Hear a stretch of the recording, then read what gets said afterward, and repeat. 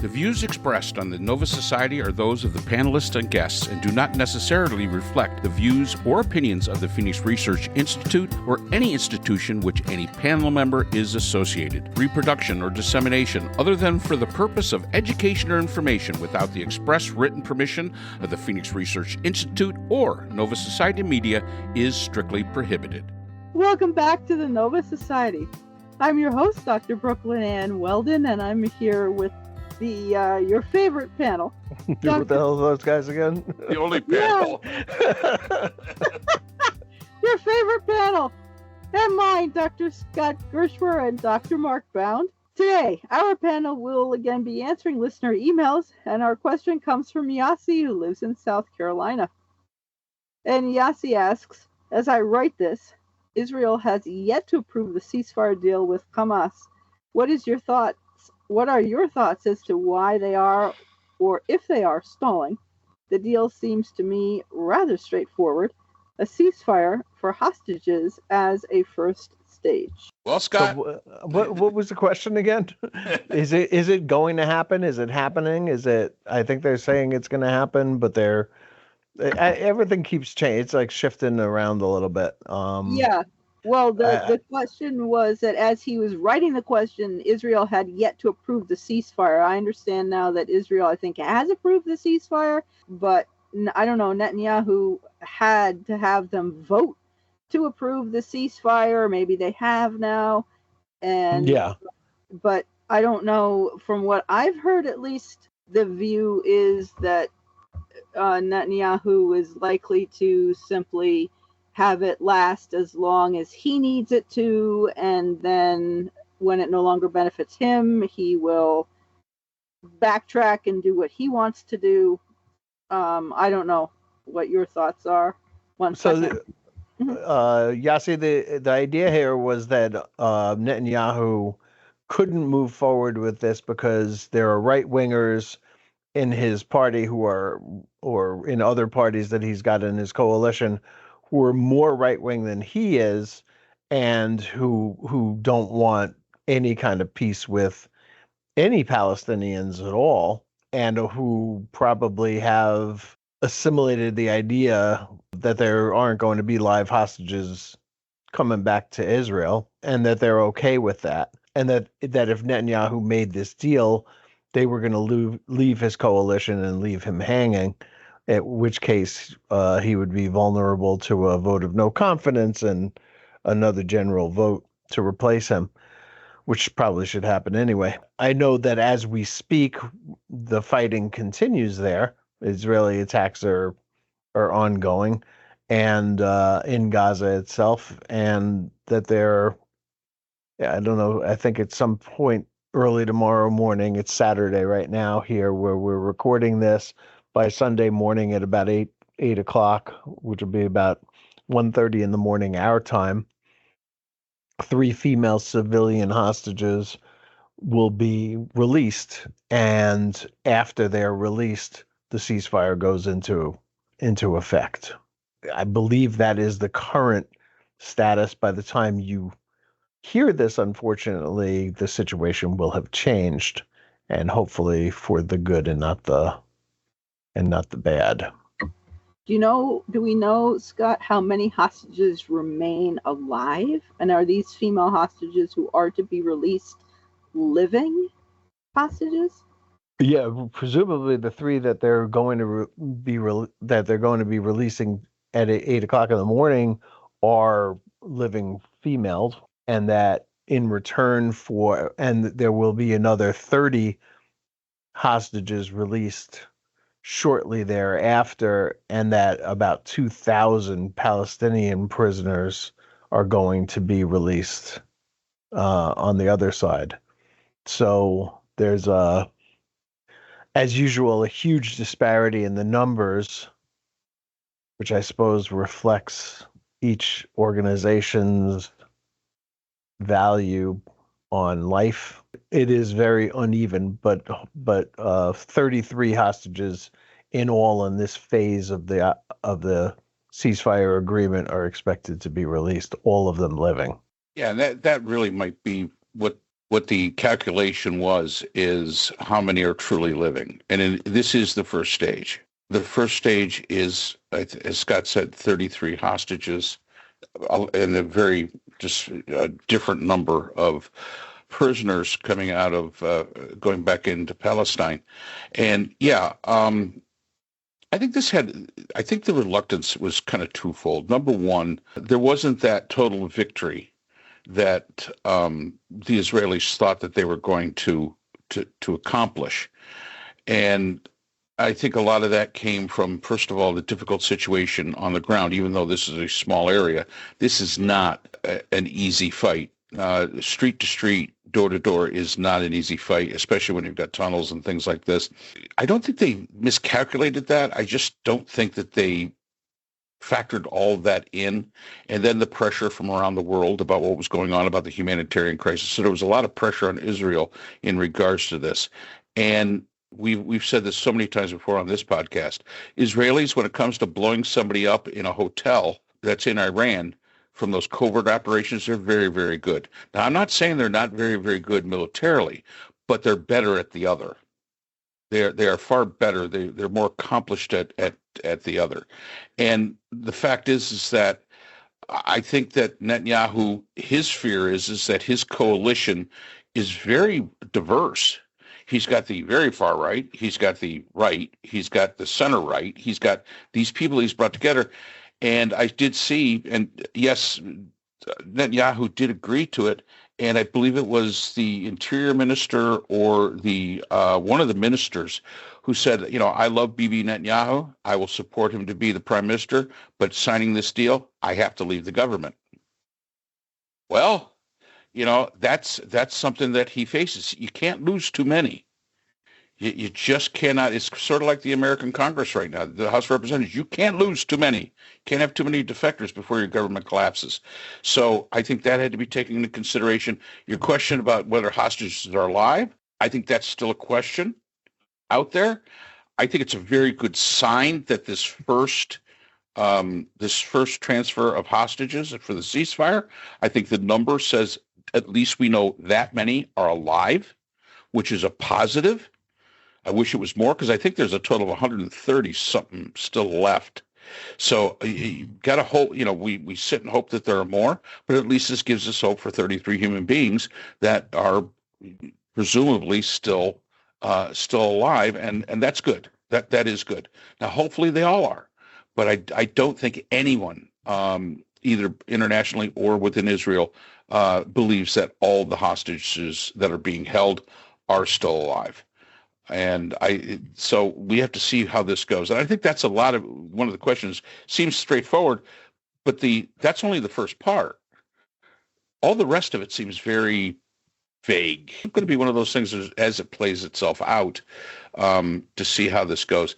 The great fear, too, Israel probably has to have is this a reset for Hamas?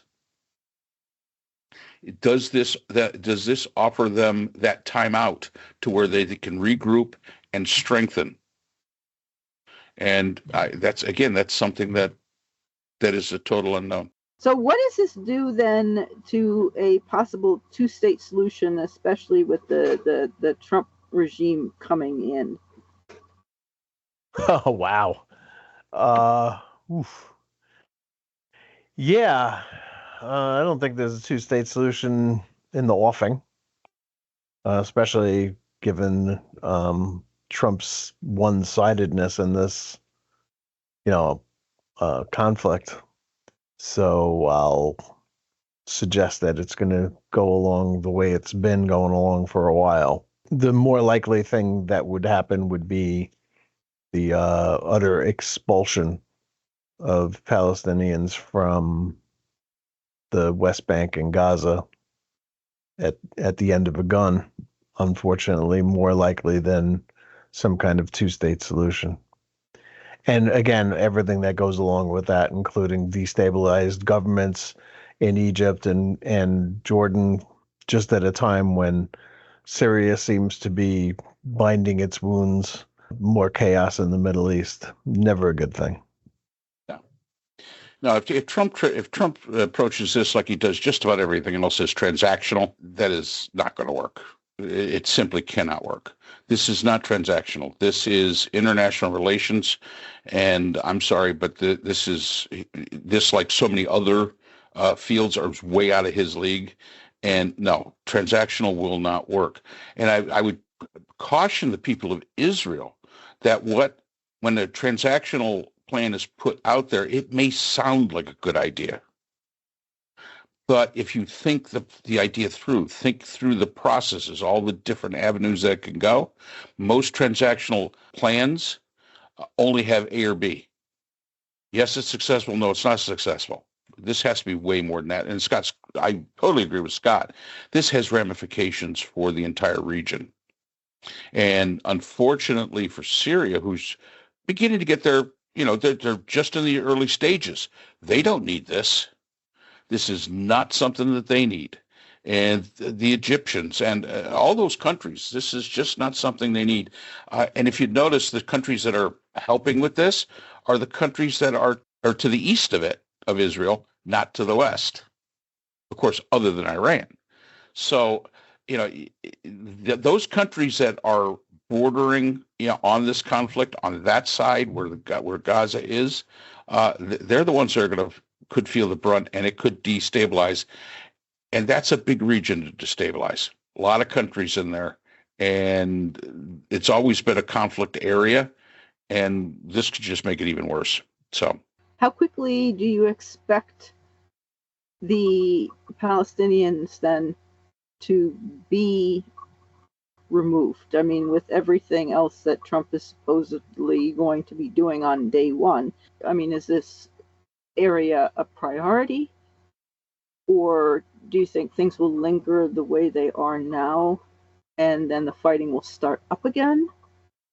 And the Palestinians would be quietly removed without a lot of publicity? No, that can't happen. No, I don't know. And it would be foolish to even think about a time frame at this point. There's so much up for grabs here. The only thing, my point was that Trump has been one-sided in his negotiations. The same way that he negotiated with the Taliban and left the Afghan government that we propped up for 21 years out of the negotiations for the most part, or at least in the decision-making part of the negotiations to have the U.S. troops leave Afghanistan. He will look for whoever he can make a deal with to make a deal, not caring about the niceties of deal making, like morality and ethics and things like that. He is 100% transactional. And, if he even sniffs the idea that he could win a Nobel Peace Prize, which has seemed to be something hanging over his head for a long time, he'll take that opportunity. So, I don't know how this plays out. I'm not even going to pretend to know what goes on in that head of his. But I do think that he's proven in the past that he has very, very little sympathy for the Palestinian people, and that they're just pawns in this game. Yeah, I would completely agree with that. And I agree with Scott that he's probably looking for a Nobel Prize because he wants to be center of attention and all that. Again, when you're transactional, and there's a bit of a difference in this type of transactional. When you're in business and you're transactional, there's usually a benefit and a risk because you're putting some of your own stuff on the line. When businesses interact with each other, hey, there's risk and there's reward. And the more risk you take, generally, the more reward you can reap if it goes your way. This is one of those transactionals where the person who's being transactional about it has nothing in it. How it goes doesn't matter. How it's perceived back home is all that matters to him. And again, I would say if I'm a Palestinian, if I'm an Israeli, that would concern me very, very much. He would be the last person I would want, doing any kind of negotiation or being involved in this. And unfortunately, because we're the United States, he has to be, but who knows? But this is one of those cases where transactional without anything, with no skin in the game, so to speak, because the fact that Israel is a longtime ally of the United States, that means a lot to a lot of people. But I'm going to tell you right now, it really doesn't mean a whole heck of a lot to Donald Trump, because it's not selling $300 sneakers. It's not selling, little shot glasses. It's not selling Trump steaks or any of the other failed things that he's done. It's not doing any of that. So here's another wild card. So I just read that one of Netanyahu, I think through a spokesman, said that the 33 hostages hopefully all are alive, but I don't think that that's necessarily a condition. So it's possible that the youngest hostage, who was kidnapped when he was 9 months old and just had his second birthday, who is more than likely not alive, if his body is included in this 33 hostages, then Katie barred the door. I mean, they held onto a dead baby until they could trade it back. And, what kind of people of these, and I don't know how the public is going to react, but I don't think it's going to go well. I mean, in a way, I'm almost hoping. You know what? I'm not. I was going to say I'm always hoping that they don't release him now unless he's alive, because this is a very fraught time for this ceasefire at the very beginning of it. I can't imagine that they would hold on to a toddler for this long a period of time. If he was alive, that he would have been traded earlier. But if they hand back a body, a tiny little, wrapped in cloth body to the Israelis, it's not going to go over well, and nor should it. And I don't know what the reaction would be, but I would expect it would be extremely violent. I'd agree with that. Yeah, I mean, there comes a point in time, there are there are laws of society, but these are laws of nature that are being violated, and just I don't know. I always said, and one of my quotes always is human beings are the antithesis to Darwinism. We should have been eaten by wolves by now, because we may be clever. We just are not very good. A dead baby? Come on. What could possibly be the purpose? What was the purpose in taking this child in the first place? All of these things, what is the purpose? What do you gain from it? And the answer is you don't gain anything. Sometimes doing something just for the act of doing it, and it's like terror attacks. There's no true purpose. I said, if you're in a terrorist organization and your leader says, hey, strap on this belt, bomb onto it and go over there into that group of people and set it off, and there's going to be 72 virgins waiting for you, my comment to that person would be, tell you what, okay, you go first. Going to guarantee he ain't going. It is violence without purpose. And violence is never acceptable, ever. Don't get me wrong onto that. But this is violence without any logical purpose whatsoever. And that's why it disgusts me. Yeah, and I would think that elderly people and pregnant women and women with little children and young children would be off the table as far as hostages and targets, but not anymore. I mean, this is, in the total war, absolutely barbaric to do something like that.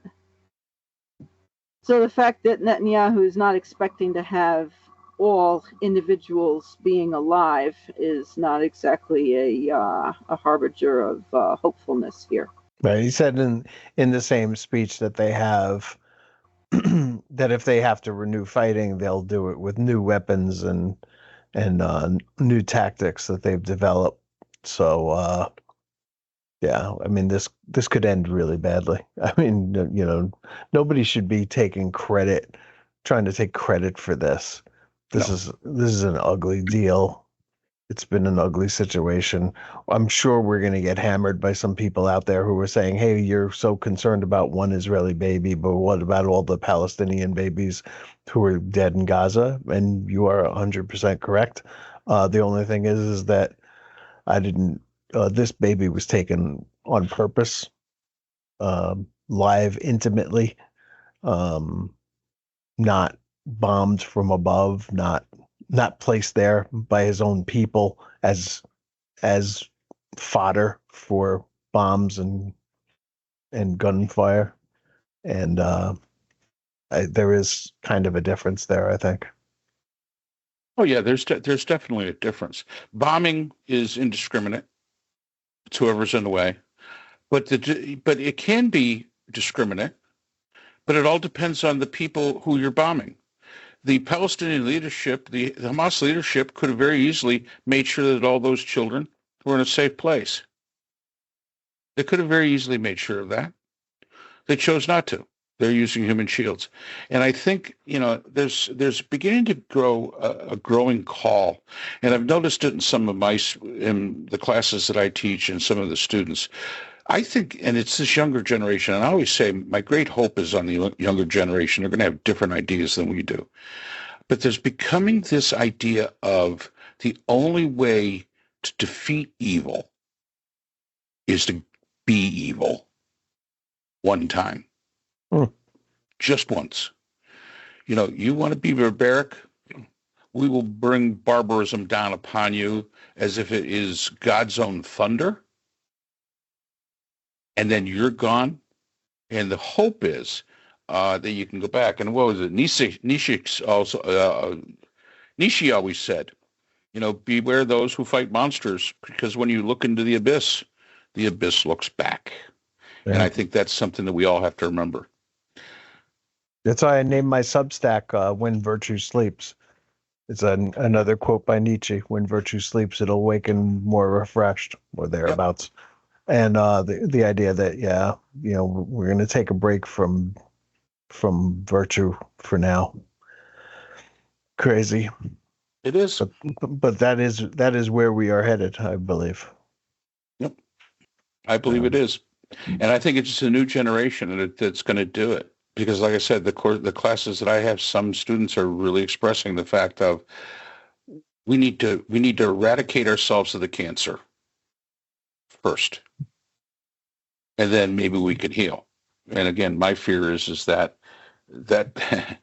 argument's been made so many times in history, and the people that eradicated became the monsters that they were fighting. So yeah. So thank you. Is it Yoshi? Yeah, I'm thinking Yossi. Yossi, thank you, Yossi, for the question. I hope that we have answered it. And thank you again to all our listeners. And as we move now into the first days of the Trump regime, and I hope everyone is staying safe. And we will see you again on the Nova Society. The Nova Society is a production of Nova Society Media, a division of the Phoenix Research Institute. We'd like to thank our production partners, Buzzsprout, who hosts the Nova Society, Audacity, our editing partners, Apple iTunes, the largest source of podcasts and music on the internet, Spotify, the most popular platform for the Nova Society, and iHeartRadio, your source for all things music and podcasting. The Nova Society is available on all of these and other quality platforms listed in our description. We'd also like to thank all of our listeners. Without your support, the Nova Society would not be possible. If you have a question or a comment, we can be reached at nova.society.podcast@gmail.com. So for Dr. Brooklyn Ann Weldon, Dr. Priscilla Hobbs, Dr. Scott Gershwer, and all of us here at the Nova Society, I'm Dr. Mark Bound. Remember, the true power in society is knowledge.